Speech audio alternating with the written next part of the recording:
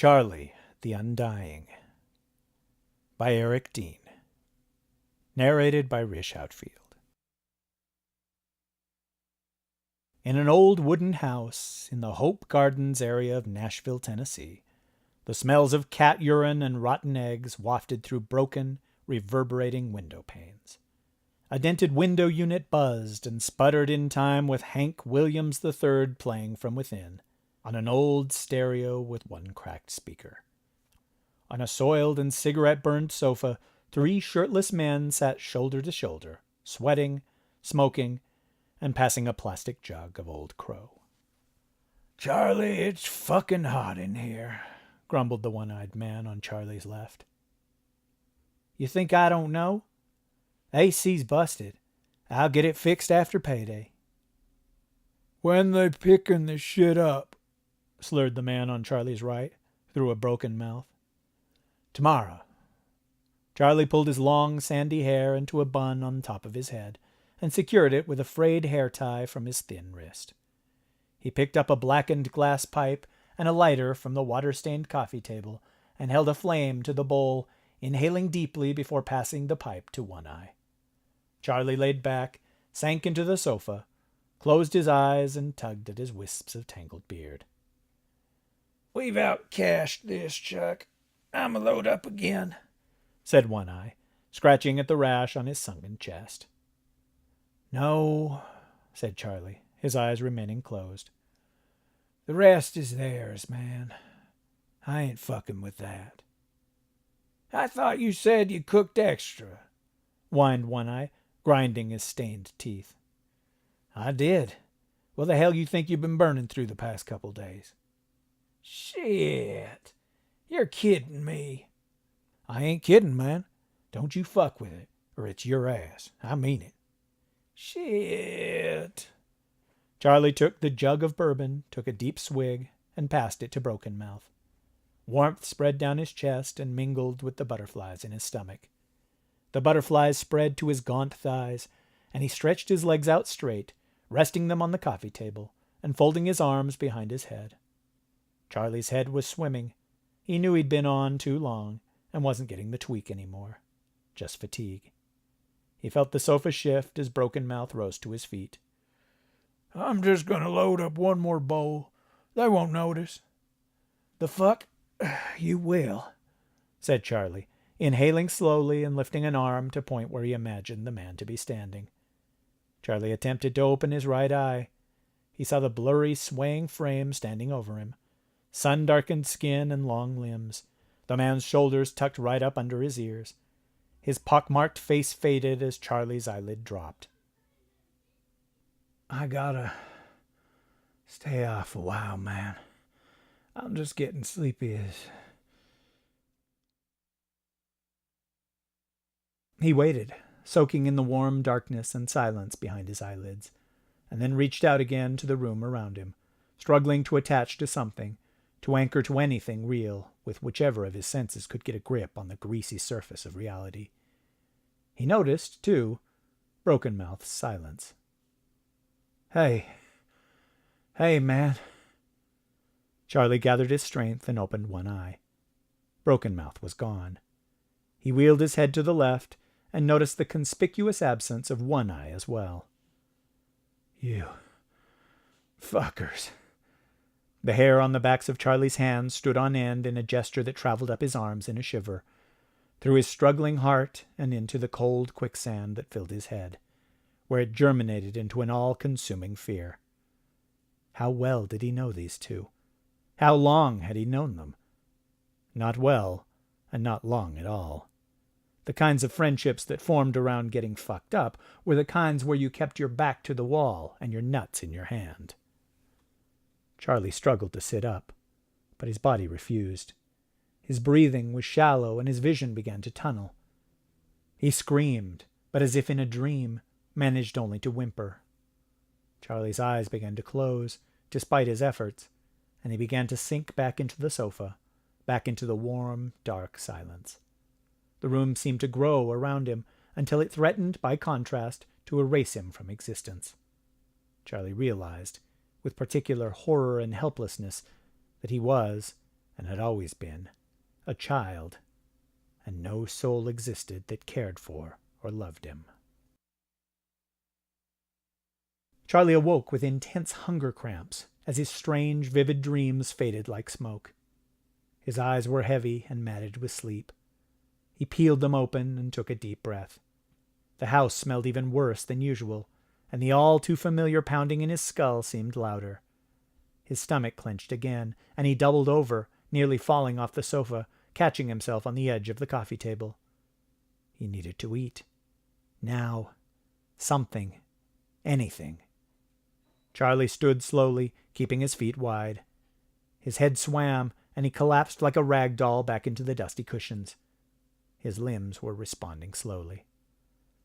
"Oh, come on. Yo, some bitch." He tried again, this time spreading his arms for balance.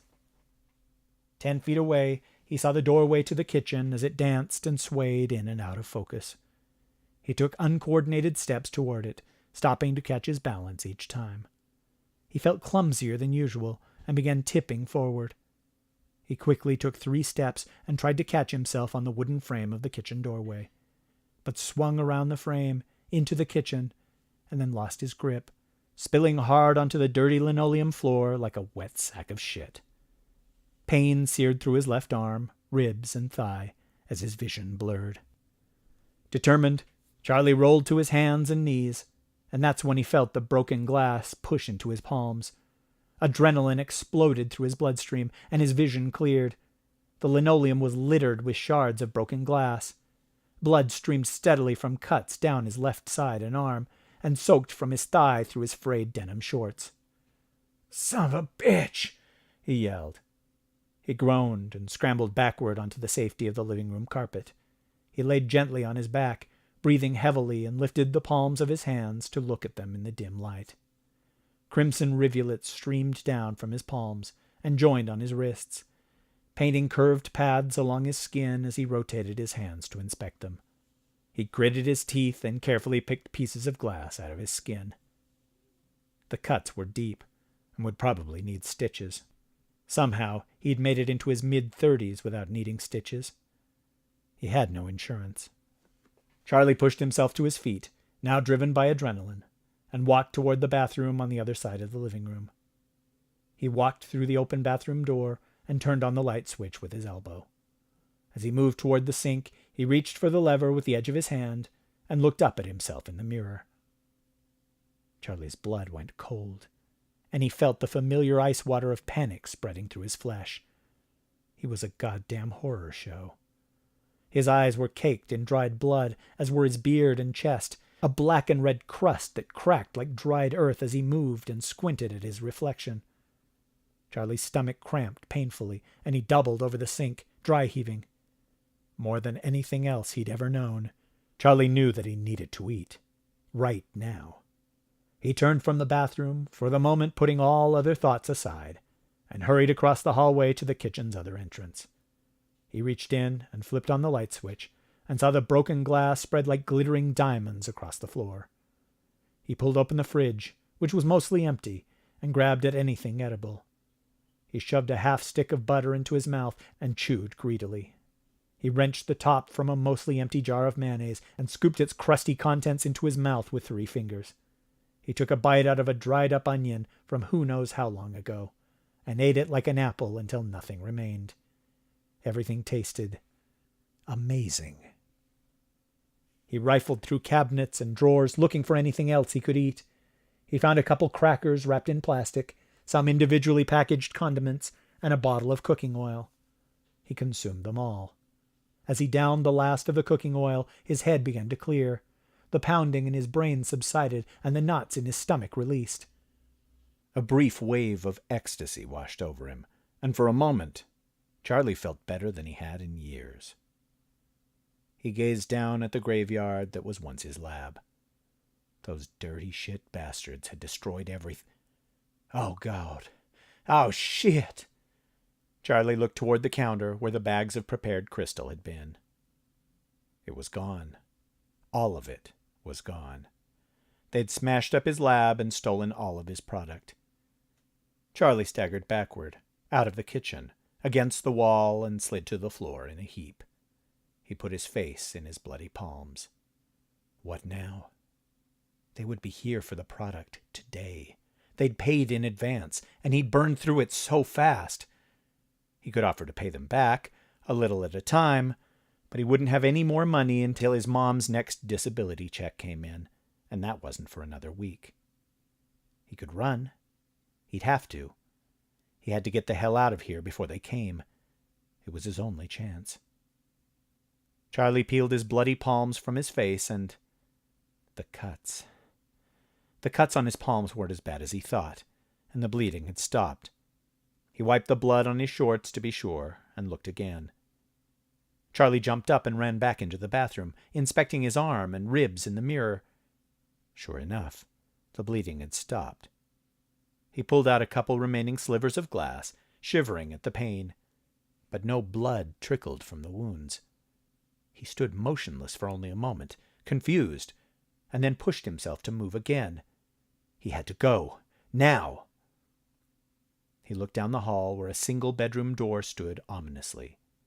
He taped around the door's edges, forming an airtight seal with several layers of duct tape. Fuck it. He didn't need anything. He didn't have anything worth taking anyway. He just needed to leave and put as many miles between himself and this place as possible. Charlie ran through the living room, grabbing a discarded t-shirt off the sofa. He stopped. What the fuck happened last night? The back of the sofa cushion he'd been sleeping on was caked in congealed blood.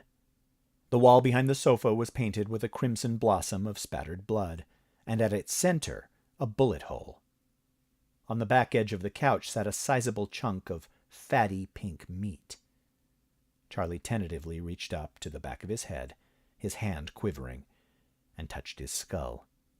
Gently at first, and then more quickly, searching for a wound.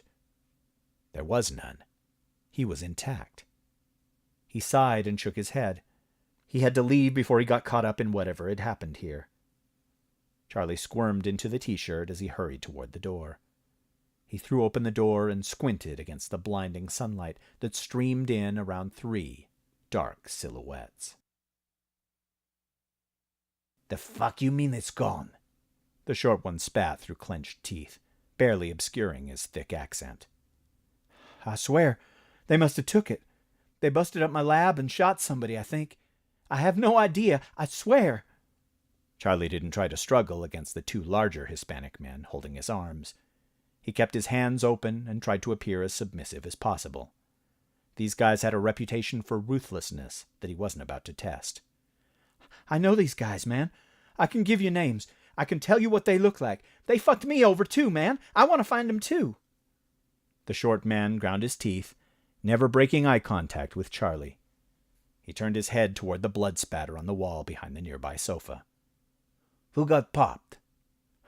"I don't know, man." Charlie's eyes flashed white, and pain shot through his jaw. He'd been hit, and hard. "No me jodas, Gero. Where were you going then, huh? Out for a walk, huh? Chingate, puta." The shorter man smacked Charlie across the face so hard that he saw sparks, and his ears rang. "Look, I swear, I don't know. I passed out last night, and these guys, they... Fuck, man, I don't know what happened. They took my shit and busted up all my... Why would I bust up my own lab? If I was going to steal all the shit, why would I bust up my own lab?" The short one thought about this for a moment. "To make it look like a robbery." Charlie was silent. He was right. That would be a good idea. "These 2 guys, they got names, puta?" Charlie's eyes shot wide. "Yes. Yeah, man. They fucking... One of them's got one eye. White guy, no skin. Names, puta, names." Charlie thought hard. He'd met One Eye at a house party where he made a drop about 2 weeks ago. Said he made liquor deliveries. He'd winked his one small eye and talked about how they never missed a bottle or 2. Bottles break. Part of the job. Dean? Deke? I think his name is Dean or Deke. It starts with a D. He's got curly gray hair, one eye, his right eye." Charlie tried to point to his own right eye, but the large man holding his right arm pulled it back tighter. And he delivers booze, man. He drives a white pickup with a box thing on the back. You don't know his name, the short man sighed. I just met him. He came to buy some shit last night. The short man interrupted Charlie by stabbing his index finger up under Charlie's chin. My shit, puta? You selling my shit? No, Charlie said through his teeth. No, sir, I told him not to touch your shit. I made extra. Oh, so you got your own thing going, huh?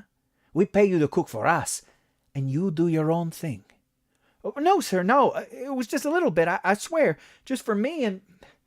Man, they took your shit. I don't know the other guy. He was dark-skinned and missing a bunch of his teeth.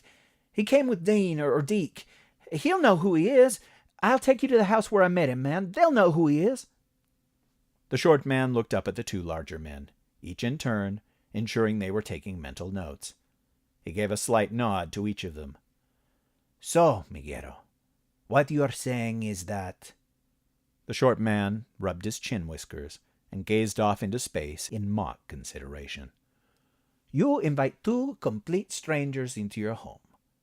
The short man motioned about the room with his hand, silently chuckling. With thousands of dollars of my product sitting right out in the open, and then you get so fucked up you fall asleep. The short man put his palms together and laid his head on his hands, as if sleeping. And while you are snoozing, somebody gets popped. He made a pistol with his fingers and placed it against his temple. But you don't know who, and these strangers steal all my shit and toss to cocina, and when you wake up, you decide the best idea is to... He moved his fingers like two legs, running away. He turned his head slowly, watching his finger legs running across the air in between his and Charlie's faces. He slowly lowered his hand, and then turned his dark eyes back toward Charlie. The silence was deafening. Charlie managed to whisper, Yes? Where you hiding it, puta? Tell me, and maybe I cut you quick. The man drew a curved knife from under his loose flannel shirt and ran the back edge of the blade along his own neck, and then tapped the tip on his thin mustache. Tu casa huele a mierda, puta. Smells like shit, he laughed, as the two larger men chuckled along with him. I swear to God, Charlie pleaded. Those motherfuckers took it. I swear to you, I had nothing to do with this. Please let me help you find them, and I'll cook for you for free. This house where you met them, where is it? It's... Charlie stammered. A white house over on 9th, across from the church where the street dead ends. I'll take you there right now. The short man pursed his lips and seemed to consider this. I'm going to tear this place apart, güero. If I don't find my shit, maybe we go to this house and find your puta compadres, see? The short man licked his teeth and walked away, rounding the corner down the hallway. Charlie relaxed a bit, allowing the two large men to easily support his weight. Then he remembered, and tensed up suddenly. The two men tightened their grip in response. He opened his mouth, and then he heard the hollow cord door crack from down the hall, as the short man must have kicked it open. There was a sound from down the hall, a strange cry like a string of vowels, and then a forceful retching sound. Que chingados! The short man cried from around the corner. Next came the smell. It turned the corner and hit them like a viscous wall of nausea. The two large men let go of Charlie to cover their faces as the short man stumbled around the corner, burying his face in the crook of his elbow, coughing and spitting. What the fuck, puta? Charlie fell to his knees silently. His mother had died over 2 months ago, but her disability checks had been his only income. He'd stashed her body under the bed, sealed off her room, and forged her signature on the checks. What else could he do? He was going to give her a proper burial as soon as he could afford it. He felt a strong hand grab a hold of his hair and wrench his head back. He closed his eyes. He felt the sharp sting of the blade cutting through the flesh of his throat, and an overwhelming calm washed over him as he seemed to float further and further away into a warm, wet darkness. Charlie peeled his eyes open. The room was dark. There was a distant buzzing. His breaths were shallow, and he felt weak. He tried to reach up to his throat, but couldn't. His limbs felt stiff and tingly, as if they'd been asleep and were only just now, like him, waking up. He tried to speak, to call out, but managed barely a whisper. As the room came into focus, he was staring at the popcorn ceiling of his living room. Surreal gold light spilled in through the blinds. The pins and needles in his body became an ache, a burning. He was consumed with an overwhelming hunger, stronger than any feeling he had ever known. It was a painful, lustful hunger that radiated from the deepest parts of his body, searing his mind with white-hot images of gluttonous consumption. He imagined mountains of macaroni and cheese, vast slabs of juicy meat, and oil slicks of liquid fat from which he lapped and slurped up grease like a starving dog. The hunger begged him, commanded him to rise. He tried to roll, but his body felt like a distant, dying machine, barely responding to his commands. He tucked his chin and looked down over his beard toward the wall behind the coffee table. Parallel rays of golden light illuminated his headless body, nailed to the wall in mock crucifixion, a ragged wound where his genitals had been. The words Cristo del Cristal were painted above his hewn neck in blood. Charlie tried to cry out, but only whispered his discontent. He tried to look down at what was attached to his own neck, and saw the slimy, pink, infantile body that had presumably sprouted from his head. It squirmed awkwardly, kicking and swinging its tiny webbed meat flippers at his command. He saw the trail of congealed blood from the edge of the coffee table, across the carpet, to his current position near the hallway. This body must have managed to topple his head to the floor as it had been forming, growing out of the ragged wound of his neck. Part of him knew that he should be more shocked, more terrified, but all he could think about was eating. He inhaled, and the sweet fragrance of flesh smelled like fried chicken and sex. He salivated at the sight of his own emaciated corpse, and immediately closed his eyes with guilt and disgust. Minutes passed, maybe hours. The idea that he'd somehow survived decapitation, and that his head was somehow growing a new body, seemed like only one more chapter in this surreal odyssey. The pain and hunger clouded his thoughts, and part of him believed he needed only to ride this nightmare out, and like any bad trip, it would end in time. Charlie managed to roll his small body onto its belly, and with his undefined fetal appendages, he pushed his proportionally large head across the carpet on the side of his face. He had to eat. There was no way he could go outside like this, and he'd cleaned out the kitchen already. There was also no way he could reach his own body, strung up so high on the wall. There was only one option. If he hadn't been so dehydrated, he was sure he'd have wept. He tried to remember what life was like before all this. He tried to remember when his mother was happy, when he was happy. He pushed himself further down the hallway, the carpet rubbing raw the soft pink flesh of his infantile body, searing pain as his new, exposed nerves awakened. He tried to remember his father, the drunk, the screaming, the shoving matches. He thought back to the last time he'd been laid, to the last time he'd loved. That quiet, blue-eyed blonde who'd bummed his smokes at a buddy's party. Tiffany. He saw the doorframe of the back bedroom pass in front of his face. Only a few more feet to go. He and Tiffany hadn't talked much, but what she said to him with her smile was enough. She'd smoked every goddamn one of his cigarettes, and they'd laughed about it. He felt the bed skirt brush over the sides of his face. He was under the bed now. Only a few more inches. The smell burned his nostrils, and saliva ran from his mouth as thick as syrup. He crawled with the last of his strength. Tiffany. Where was she now?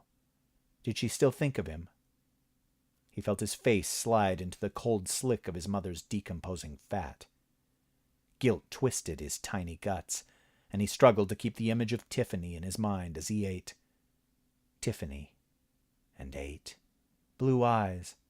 blonde hair, and ate. Charlie turned off the shower and stepped out onto the blood-stained bath mat, looking himself over in the mirror. His gaunt body was ghostly pale. His arms were conspicuously free of the homemade tattoos he'd carried for years. He picked up the scissors from next to the sink and began to cut away his hair and his beard. They'd grow back in a couple of weeks. His hair had always grown fast. He'd have to stay on top of that. He put on some of his father's old clothes, a pair of dark blue jeans, a white pearl snap shirt, and a pair of worn work boots.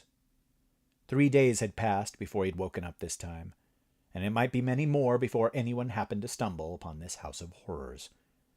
He realized, for the first time, that he hadn't felt a single withdrawal. What Charlie didn't know is that when his compadre's bullet had passed through his brain while he slept, it had done serious damage to his limbic system, destroying any trace of his chemical dependency. Charlie took a last look at his own crucified body. With it, he would leave not only his addiction, but his identity and his history. Charlie had a chance to start over. Maybe he'd find out what happened to Tiffany. Charlie turned all 4 burners on the stove to high, flooding the kitchen with the smell of natural gas. On his way to the front door, he picked up his lighter from the coffee table and lit the skirt of the broken-down old sofa, which the flames eagerly consumed. Charlie opened the front door, allowing the sunlight to pour over him, and closed it behind him for the last time. This is Don Calvert with Channel 6 News, Nashville's only source for up-to-the-minute local stories that matter to you. Tonight, we bring you the story of a house fire in Hope Gardens that revealed more than the firefighters expected. Police tell us they discovered the partial remains of 2 people within the home, believed to be the legal occupants, a mother and her adult son. Their identities are being withheld until the police are able to notify the next of kin. What shocked the first responders, we were told, was the placement of the male's decapitated remains, which were apparently nailed to the wall in the form of a crucifixion. The head, we are told, has not yet been located. Police are investigating whether this may be linked to Nashville's recent rise in drug-related crime, due to the presence of an alleged meth lab in the home, and whether it might even be the work of an infamous cartel. The police chief was quick to remind us that, due to their increased efforts, Tennessee has moved from the number 1 position to the state with the 2nd most meth-related crime in the United States. Good work, gentlemen. We'll bring you more on this story as it develops. Now to Nick Weaver for the 5-day forecast. Nick?